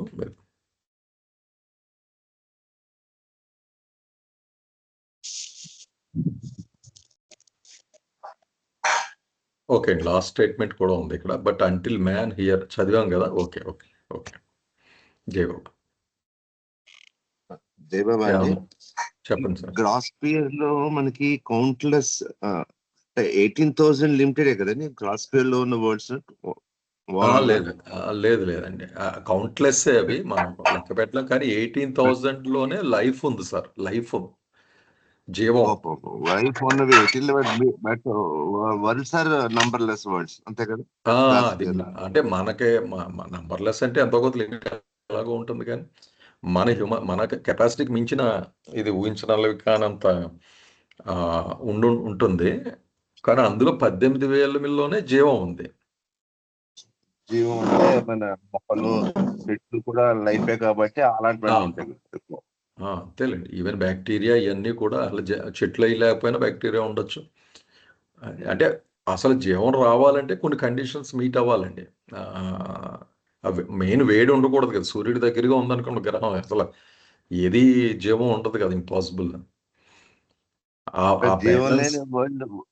జీవం లేని అదే వరల్డ్ లేని వరల్డ్స్ అంటే అదే నంబర్ ఆఫ్ వరల్డ్స్ అని మన ఎలా ఊహించుకుంటాం. అది జీవం లేని వరల్డ్స్ ఏమీ లేని ఉంటే కదా వరల్డ్ అవుతుంది.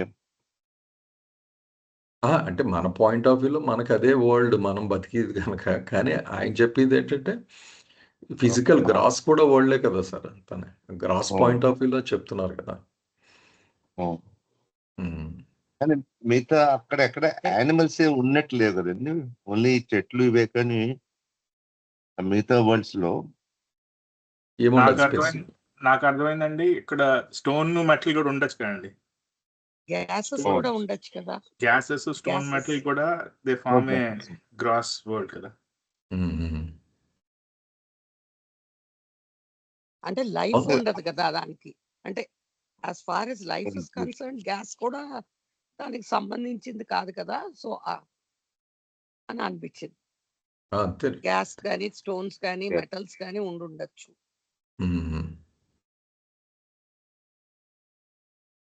Next other 2 worlds human beings ఉన్నారంటున్నారు కదా. అవి అంటే బాబా మరి ఎక్కడైనా అవి ఎలాగా వెళ్ళే హ్యూమన్ బీయింగ్స్ అంటే జనరల్ గా మనం ఇటు సౌత్ ఆఫ్రికా స్టార్టింగ్ మనం హ్యూమన్ బీయింగ్స్ ఇక్కడి నుంచి వస్తారు ఎక్కువ. సౌత్ ఆఫ్రికా తర్వాత వెస్టర్న్ వరల్డ్, తర్వాత ఇండియా, ఇలాగ మనం అనుకుంటాం కదా. ఆ హ్యూమన్ బీయింగ్స్ ఎలా వెళ్ళాయి అంటారు అక్కడ అదర్ 2 వరల్డ్స్ లో? వెళ్ళడం ఏమి ఉండదండి. హ్యూమన్ బీయింగ్స్ అంటే ఇక్కడి నుంచి వెళ్ళిన వాళ్ళు కాదు అని కాదు. అది మీరు చెప్పేది ఏంటంటే అంతే అదే కదా. మన జనరల్ గా సంవత్సరాలు బట్టి అలా మారుతుంటారు కదా. ముందు సౌత్ ఆఫ్రికా, తర్వాత వెస్టర్న్, జనరల్ మనం అనుకుంటున్నాం కదా. అసలు అవి సంస్కారాల వల్ల వెళ్ళాయా, అసలు ఆ హ్యూమన్ ఫార్మ్స్ ఎలా వచ్చాయని జస్ట్ అదర్ 2 వరల్డ్స్ లో అంటే 100%, 70%. సార్ జయబాబా అండి, రామారావు గారు, ఇక్కడ మీరు చెప్పేది మన వరల్డ్ గురించే చెప్తున్నారు. మీరు చెప్తున్న ఆఫ్రికాను, సౌత్ ఆఫ్రికా అన్నీను మన గురించి ఎగ్జాంపుల్ అక్కడ ఆ, ఎలా వెళ్ళాయి నా హ్యూమన్ ఫార్మ్స్ అదర్ అంటే టూ నాకు అర్థమైంది. పునర్జన్మల్లో ఒక జన్మ అక్కడికి వెళ్ళాడు, ఓ జన్మ ఇక్కడికి వస్తాడు. అలాగంటారా? అదే ఆ, చెప్తున్నారు కదండి. అంటే రీఇన్కార్నేషన్ లో ఎక్కడన్నా వెళ్ళొచ్చు మనం ఈ 3 వెళ్ళొచ్చు. ప్రపంచాల్లో. వచ్చొచ్చు. అంటే ఇప్పుడు హైలీ ఇంటెలెక్ట్ సంస్కారాలు అనుకోండి, ఈ 100% ఉన్న దాంట్లో పుట్టేస్తాం మనం వెళ్ళి. 100% హెడ్ ఉంది కదా, అవును. కొంచెం హార్ట్ డెవలప్ అయ్యింది అనుకోండి. నేను జస్ట్ గెస్ కింద చెప్తున్నాను, లాజికల్ కదా అది. హార్ట్ ఉంది 75% హెడ్ అంటే ఆ టైప్ కేటగిరీ పీపుల్ అందరూ మనుషుల కింద. మనుషులు అంటే మనలాగా ఉండకపోవచ్చు, కానీ అవును. అంటే కాన్షియస్నెస్ పాయింట్ ఆఫ్ వ్యూలో కాన్షియస్నెస్ పాయింట్ ఆఫ్ వ్యూలో చెప్తున్నారు ఆయన.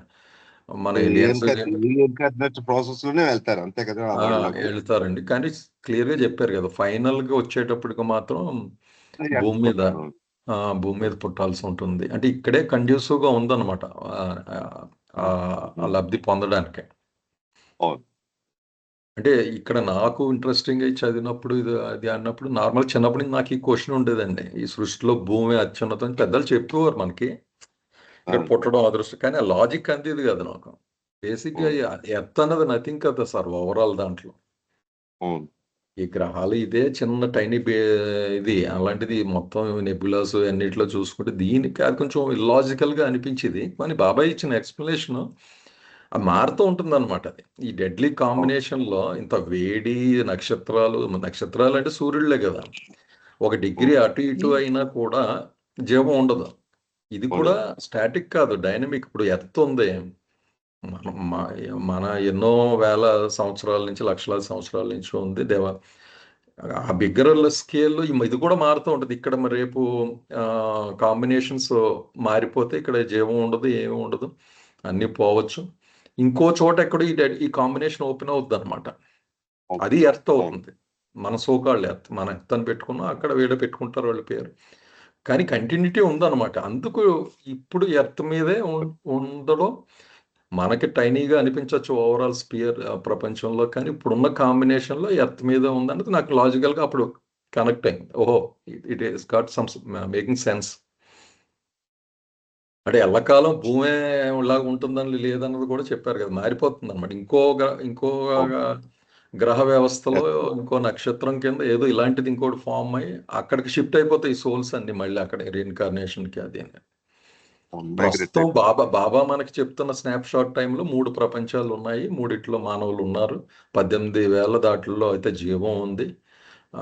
ఈ 3లోనే ఈ కాంబినేషన్ ఉంది, mind and head combination. Especially 50% earth మీద ఉంది కనుక అది కూడా రీజన్ క్లియర్గా చెప్పారు. ఆ 50-50 బ్యాలెన్స్కి కండ్యూసివ్గా కూడా ఎవాల్వ్ అవ్వడానికి ఇక్కడ ఉంది కనుక ఆటోమేటిక్ సోల్స్ ఆ కాంబినేషన్ ఇక్కడికి వస్తాయి, వచ్చి ఈ ఫైనల్గా రియలైజేషన్ పొందడానికి పూర్తి అవకాశం ఉంది అన్నట్టుగా. అంటే చాలా ఎక్స్ట్రాడినరీ విషయాలు చెప్పారండి బాగా ఇందులో. జయబాబు అండి రామారావు గారు, జస్ట్ నాకు ఎప్పుడో విన్న గుర్తుంది. ఇప్పుడు ఈ 100% హెడ్ అన్నారు కదా ఒక టైప్ ఆఫ్ వరల్డ్ లో, అలాంటి వాళ్ళు కూడా ఈ జనరల్ గా అవతారిక్ పీరియడ్ లో అంట దే మైగ్రేట్, ఆ సోల్స్ అన్ని మన అర్త్ వైపుకి, అంటే మనం ఉంటున్న సో కాల్డ్ అర్త్ వాటికి మైగ్రేట్ అవుతాయని, అంటే పునర్జన్మలు ఎత్తుతాయి. అందుకే అంటారట విజ్ కిడ్స్ పుడతారు అని. చూడండి, పిల్లలు పుడుతూనే వాళ్ళకి అన్ని హైలీ ఇంటెలిజెంట్, ఏదో ఎంతో చదివేసినవాడు విజ్ఞానం వీడికి ఉంటుంది అంటారు చూడండి. అది నాకు అనిపిస్తుంది 100% హెడ్ కి సంబంధించిన వాళ్ళు ప్రాబబ్లీ మన అర్త్ మీదకి పునర్జన్మెత్తుతారేమో. ఇది జనరల్ గా అవతారిక్ పీరియడ్ లోనే ఎక్కువ షిఫ్టింగ్స్ ఉంటాయట, ట్రాఫికింగ్ ఎక్కువ ఉంటది. అవతారుడు భూమి మీద వచ్చినప్పుడే చాలా ఎనార్మస్ గా పాపులేషన్ పెరిగిపోతుంది. 2069 వరకు ఉంటదటండి మనకి ఇది. అంటే అవతారిక్ పీరియడ్ అప్పటి వరకు ఉంది కదా. సో ఈ షిఫ్టింగ్ అంటే నా ఉద్దేశం పునర్జన్మలు ఎత్తడం. జయబాబు అంటే నేను ఎక్కడో విన్నదే అండి, ఇలాగ ఎవరో చెప్పింది జయబాబు. ఓకే, ఇంకా ఏమన్నా క్వశ్చన్స్ ఉన్నాయండి? ఒకసారి ఈ వరల్డ్ లోకి వచ్చిన మళ్ళీ వెనక్కి వెళ్ళరు కదండి. మనం ఒకసారి భూమి మీద 50-50 మనకు వచ్చిన తర్వాత, అదే ఈ ఎర్త్ మీదకి వచ్చిన తర్వాత ఈ వరల్డ్ లోకి ఏమోండి మరి అంటే ఇందాక చెప్పిన స్టేట్మెంట్ ఏంటంటే మళ్ళీ బ్యాక్ వెళ్ళి ఫైనల్ ఛాన్స్ ఉంది తెలియదు మరి ఆ ఫైనల్ రీల్ ఇప్పుడు ఈ శాపాలు అయ్యి ఉండి కదా మన పురాణాల్లో నిన్ను అక్కడ పంపించేస్తున్నాను ఇక్కడ ఏమో ఇట్ కుడ్ బి తెలియదండి. అంటే మనకి ఏంజల్స్ ఆర్క్ ఏంజల్స్ కూడా నాకు ఒక భూమి మీద నాకు ఒక బహుశా నేను ఊహించుకుంటుంది ఈ ఆర్క్ ఏంజల్స్ అన్ని కూడా ఈ 3 ప్రపంచాల్లో కూడా ఉంటారు. దే హ్యావ్ టు వర్క్ కదా 3 చోట్ల. భూమి మీద ఒకసారి పుట్టించమండం, ఓ జన్మిస్తే చాలు మాకు అది వస్తుంది అన్నది ఇవన్నీ బహుశా అంటే 50-50% హెడ్ అది కాంబినేషన్ వచ్చింది కనుక వెనక్కి వెళ్తారా లేదా మరి తెలీదు. బట్ పాసిబుల్ ఎక్కువ ఇక్కడే పుట్టడం అది ఎర్లీ స్టేజెస్లో బహుశా మిగిలిన అంటే ఇందాక మన భూమి వరకు మీరు అడిగిన ఇందాక ప్రశ్న ఉంది కదా ఎవల్యూషన్ అనేది ఆఫ్రికాలో స్టార్ట్ అయింది. అది లాజికల్గా బాగా చెప్పారు నాగేశ్వర గారు. నేను అప్పుడు చదవలేదు, ఉందని బాబా చెప్పారని. కొంచెం మెటీరియలిస్టిక్ అయ్యేటప్పటికి ఎక్కువ వెస్ట్రన్ వరల్డ్స్లో పుడతాం, స్పిరిచువాలిటీకి వచ్చేటప్పటికి కానీ అక్కడ కూడా మీరు ఈ లాజిక్ అప్లై చేస్తే మనం కూడా ఒక్కోసారి మనం చేసుకున్న సంస్కారం స్వింగ్ అవుతాము. వెస్ట్రన్ వరల్డ్కి వెళ్ళొచ్చు కదా, వెనక్కి వెళ్ళకూడదని లేదు. అదే థియరీ ఇక్కడ కూడా అప్లై చేస్తే వరల్డ్స్ మూడింటి మధ్యన ఇట్ ఈస్ పాసిబుల్. ఆ సంస్కారాలు బట్టి కొంచెం ఎక్కువ హెడ్ రిలేటెడ్ సంస్కారాలు పోగైనాయి అనుకోండి, వాటిని ఖర్చు పెట్టాలంటే అక్కడ స్పీడ్గా అయిపోద్ది, అక్కడ పంపిస్తారు మన. అంటే జస్ట్ గెస్ వర్క్ వెళ్ళండి అంటే మొత్తమే సృష్టి చేసేదైతే అండి మన జర్నీ స్పీడ్గా అవడానికి ఎక్కడ కండ్యూస్గా ఉంటే అక్కడ పంపించేద్ది మన. అంటే ఇంత ఉందని చెప్తున్నారు బాబా బ్యాక్. అంటే ఇట్స్ మనం ఏదో ఆయన మన మధ్యన కూర్చుని చెప్పిన మూల చాలా సింపుల్ గా అనిపిస్తుంది కానీ ఇంత వ్యాస్ట్నెస్ దీని అంతా భుజం మీద పెట్టుకుని వాళ్ళు జీవించాలన్నమాట. గురువులు ఇక్కడికి వచ్చినప్పుడు పూర్తిగా దీన్ని అంటే మనకు ఊహించడానికే కష్టంగా ఉంది కదా. బాబా మూవీలు మన ఫింగర్స్ మూవ్ చేస్తుంటే అనివారు కదా ఇదంతా ఇతర ప్రపంచాలతో కాంటాక్ట్ అని మీతో వర్డ్స్ బాబా మనకు చూస్తుండే కదా బాబా మూవీలో ఫింగర్స్ ఫాస్ట్ మూవ్ చేస్తుంటే ఇతర వరల్డ్స్ తో కాంటాక్ట్ అంటూ ఉంటుంది అని చెప్తుంటారు. అక్కడ సమస్త ప్రపంచాల గురించి చెప్పారండి జయభవాన్ రామారావు గారు. బాబా ఫింగర్స్ మూవ్ చేస్తుంటే అన్ని ప్రపంచాలని ఆయన కంట్రోల్లో ఉంది. కౌంట్లెస్ ప్రపంచాలు. అవును సార్ ఏమన్నా డిస్కస్ చేద్దాం. 2-3 minutes ఉంది, ఇంకా మళ్ళీ కొత్తది ఎలాగ నాగేశ్వరరావు గారు కూడా ఉంటారు కనుక మనకి ఇవన్నీ మళ్ళీ ఒకసారి అవసరమైతే ఆయన సమ్అప్ చేసి ఎక్స్ప్లెయిన్ చేస్తారు ఇవన్నీ. ఏమన్నా ఉన్నాయండి ఫర్దర్గా ప్రశ్నలు దీని మీద? స్పియర్స్ జవాన్ ఒక్క పాయింట్ అండ్ కింద ఫుట్ నోట్లో ఇచ్చింది హెడ్ హార్ట్ అన్నారు కదా. హార్ట్ అనేది ఇట్స్ నాట్ ఫిజియలాజికల్ హార్ట్ కదా. అంతేనండి, అంతే. Basically it is the feelings part of the mind. ఈ హెడ్ ఏమో మా మైండ్ అండి, intellect part of the mind. అంతే. హార్ట్ అనేది ఫిజికల్ కాదు, న్యాచురల్గా ఇది ఫీల్ ఇంటెలెక్ట్ అంతే నార్మల్గా.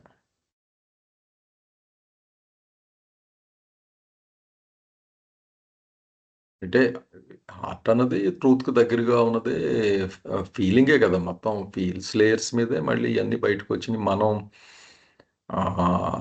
ఇవన్నీ దాటుకుని వెనక్కి వెళ్ళాలన్నమాట రివర్స్లో. ఫీల్స్లోంచి way to go towards truth కదా. ఇక్కడ 50-50% అనమాట ఇవి. అంటే ఇక్కడ చిన్నది చాలాసార్లు బాబా డాన్ స్టీవెన్స్ని అనుకుంటా కదా, చాలా డెడ్లీ కాంబినేషను,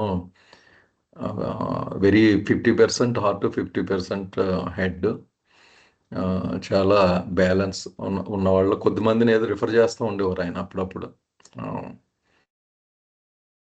చాలా ఎక్సెప్షనల్ కాంబినేషన్ అని చెప్తూ ఉండేవారు అది.